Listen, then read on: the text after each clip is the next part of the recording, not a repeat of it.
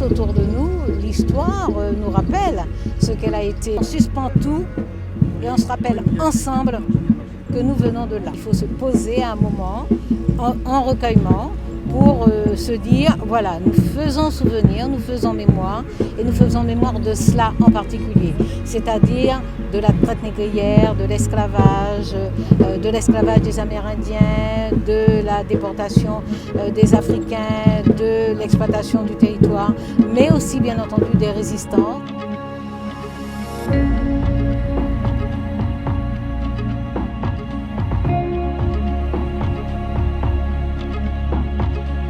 Cette cérémonie a vraiment atteint son but, celui de nous faire toucher du doigt la réalité d'une abomination, mais aussi le devoir que nous avons de nous souvenir pour que ça ne se reproduise pas, et le devoir que nous avons collectivement d'avancer pour qu'on ne reste pas bloqué sur l'histoire, mais que cette abomination nous aide à nous rappeler que la priorité qui doit être mise dans toutes nos actions, c'est l'homme avec un grand H.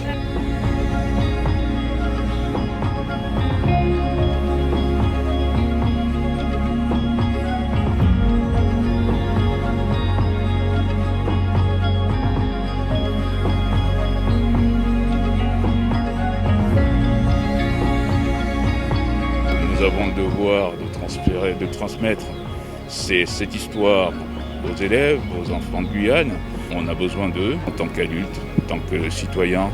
C'est toujours très très difficile quand on fréquente des lieux comme celui-ci, des lieux de mémoire. Il y a encore pas très longtemps, les enfants guyanais n'avaient pas nécessairement toutes les entrées de leur histoire, de leur géographie dans les programmes d'enseignement.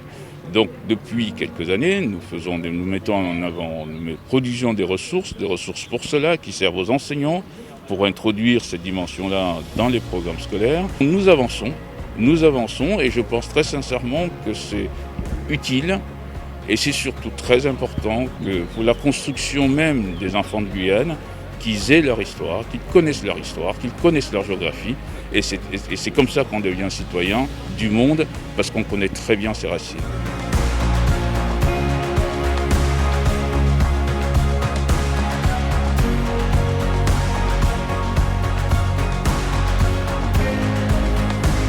Pour nous, c'est le devoir de mémoire que nous poursuivons, la sacralisation du monde afro-américain que nous devons reconnaître et qui a conduit aujourd'hui à cette société de diversité plurielle et qui reste toujours ancrée dans une page de son histoire.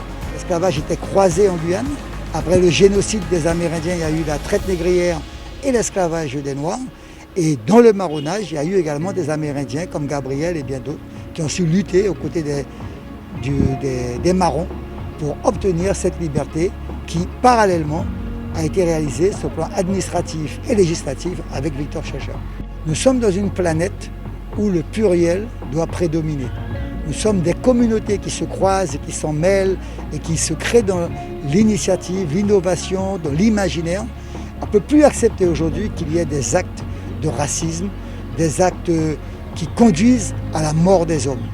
Je pense qu'une fois pour toutes, il faut qu'on arrive à marteler cela et à démontrer qu'à l'aube de cette période essentielle de la planète, dans un monde inédit du Covid, de l'environnement ou autre, que tout un chacun comprenne que seule l'éducation et la pédagogie vont conduire au peuple à se croiser les mains dans les grandes valeurs qui sont mondiales de la liberté, de la fraternité.